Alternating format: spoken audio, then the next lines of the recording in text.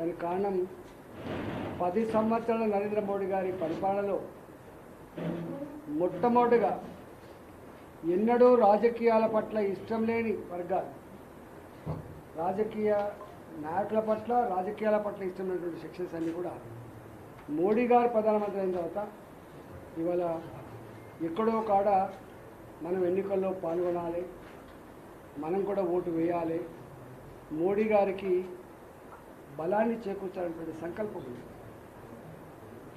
కేవలం నార్త్కే పరిమితం అని చెప్పి మాట్లాడిన వాళ్ళు కూడా అసేతు హిమచలం అన్నట్టుగా కశ్మీర్ నుంచి మొదలుపెట్టి కన్యాకుమారి వరకు ఏ రాష్ట్రానికి పోయినా, ఏ ప్రాంతానికి పోయినా ఒకటే నినాదం, మోడీ గారిని బలోపేతం చేయడం. మొన్న మీరు చూసిన పార్లమెంట్ ఎన్నికల్లో మేము ఊహించలేకపోయింది, మాకు అర్థమైంది కొంచెం, కానీ మేము ఊహించలేకపోయింది. నల్లగొండ లాంటి పార్లమెంటు పరిధిలో కూడా ఇవాళ బ్రహ్మాండం నువ్వా నేనా అన్నట్టుగా పోటీ చేయగలిగేటువంటి స్థాయి వచ్చింది. ఖమ్మంలో ఉన్న మా అభ్యర్థి కూడా మీరు ఊహించలేకపోతున్నారు, మీరు తక్కువ అంచనా వేస్తున్నారు, అండర్ కరెంట్ ఉంది, మొత్తం మహిళలంతా మాకే ఓట్లేసిందని చెప్పి మా వినోదరావు గారు ఇంతకుముందు మాట్లాడుతున్నారు.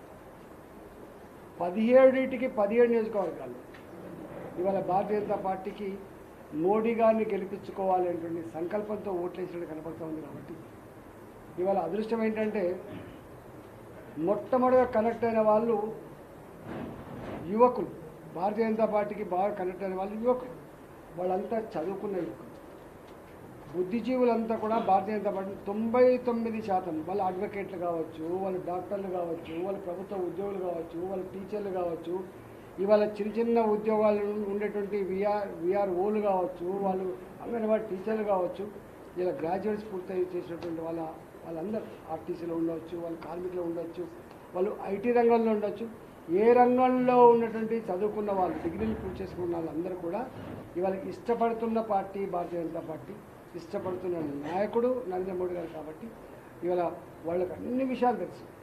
ఒకప్పుడు ఏం జరుగుతుందో తెలియని పరిస్థితి ఉండే, క్షణాల మీద మా పట్టభద్రుల దగ్గర సెల్ ఫోన్లలో దేశంలో ఏం జరుగుతూ ఉంది, ప్రపంచంలో ఏం జరుగుతూ ఉంది అవన్నీ చూస్తూ ఉన్నారు. కాబట్టి పట్టభద్రులకు మేము మళ్ళీ ఏదో చెప్పాలంటే అక్కడ లేకుండానే ఒక్కటైతే సత్యం ఏంటంటే నరేంద్ర మోడీ గారి ఏలుబడిలో, నరేంద్ర మోడీ గారి నాయకత్వంలో ఈ దేశం ఇంతకుముందు మా వెంకటేష్ గారు చెప్పినట్టుగా ఆర్థికంగా మాత్రమే ఎదగడం కాదు, ఇలా ఆత్మగౌరవపరంగా కూడా ప్రపంచ చిత్రపటం మీద భారత ఔన్నత్యాన్ని, భారత గౌరవాన్ని సమున్నతంగా నిలిపిన వ్యక్తి నరేంద్ర మోడీ గారు అని చెప్పి ఇలా వీళ్ళంతా మాట్లాడతారు.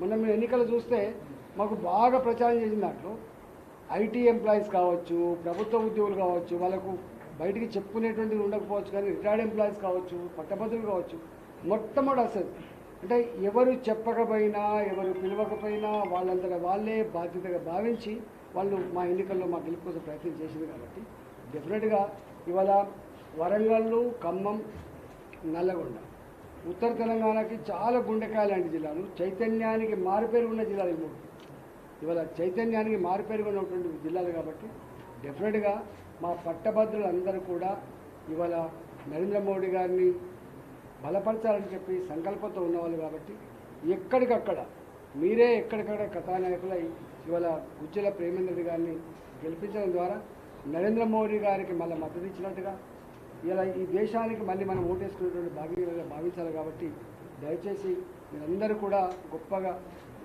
పాల్గొని గెలిపించాలని చెప్పు.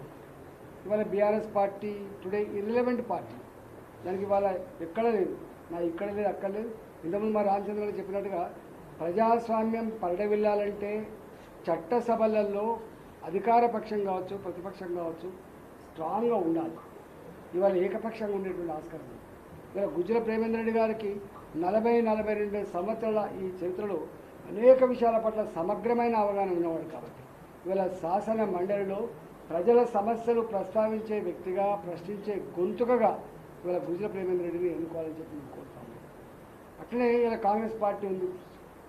ఇవాళ దాని గురించి అతి తక్కువ కాలంలో ప్రజల చేత చీకొట్టించుకోబడేటువంటి ముఖ్యమంత్రి, ప్రజల చేత చీ అనేటువంటి పార్టీ ఇవాళ కాంగ్రెస్ పార్టీ.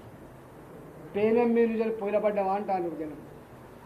అబద్ధాల ఊరులో ఇలా అలవి కాని హామీలతో బుల్డి కొట్టించిండు, మోసం చేసిండు కాంగ్రెస్ పార్టీ, ఇంకా అనేటువంటి పరిస్థితి ఇప్పటికే వచ్చింది, మీరు చూస్తారు. కాబట్టి ఇవాళ కాంగ్రెస్ పార్టీ దాని చరిత్ర ఏదో మీకు తెలుసు. గతి లేక గత్యంతరం లేక కేసీఆర్ని ఓడగొట్టాలనేటువంటి సంకల్పంలో కాంగ్రెస్ పార్టీ కొట్టేసింది తప్ప కాంగ్రెస్ పార్టీ మీద విశ్వాసంతో, నాయకుల మీద విశ్వాసంతో వీళ్ళు ఏదో ఉరగబెడతారనో ఏదో బాగు చేస్తారనేటువంటి కాకుండా కేవలం తాత్కాలికమైన ఎమోషన్స్ గురై ఇవాళ వేసింది. మనం మొట్టమొదటిసారి చూసాం, మళ్ళీ ఎండిపోయిన పంటలు, మళ్ళీ కాలిపోతున్న ట్రాన్స్ఫార్మర్లు, మళ్ళీ కాలిపోతున్న మోటార్లు దర్శనమిచ్చినాయి. ఇవాళ 10% ఇస్తే తప్ప ఫైనాన్స్ డిపార్ట్మెంట్లో బిల్లు రాని పరిస్థితి వచ్చింది. ఇలా మళ్ళీ సేమ్ ఈ దండాలు తప్ప, పైసల వసూలు తప్ప ఇలా వాళ్ళకు నిజాయితీ లేదనేది అతి తక్కువ కాలం ప్రూవ్ అయింది. కాబట్టి ఇవాళ కాంగ్రెస్ పార్టీకి ఓటు వేయడం ద్వారా ఇలా ఏమరుగుతుందో అర్థమైంది. కాబట్టి దీన్ని తర్కించగలిగే, అసెస్ చేయగలిగే, మంచి నిర్ణయం తీసుకోగలిగినటువంటి వాళ్ళంతా మేధావులే. కాబట్టి 4,65,000 మంది దాదాపుగా ఓటర్లుగా ఉన్నారు. ఈ 4,63,000 మంది ఓటర్లు ఎవరైతే ఉన్నారో మీకు ఏదో ప్రేమేంద్ర రెడ్డి గారు వచ్చో, రామచంద్రరావు గారు వచ్చో, ఈటల గారు చెప్పాల్సి ఎక్కర్లేదు. మాకంటే మీరే మంచేందో చెడేందో తర్కించుకునే సత్తా ఉన్నవాళ్ళు. కాబట్టి ఏ నిర్ణయం తీసుకోవడం ద్వారా రాష్ట్ర ప్రజానికానికి మేలు జరిగేటువంటి ఆస్కారం ఉంది, ఏ తీర్పును వెలువరించడం ద్వారా మన గౌరవం పెరిగేటువంటి ఆస్కారం ఉందో మీకంటే ఎక్కువ వేరే వాళ్ళకి లేదు. కాబట్టి ఇలా ప్రెస్లో కూడా అందరు డిగ్రీ చదివి ఉంటారు, ఒక్కరు కూడా ఇలా తక్కువ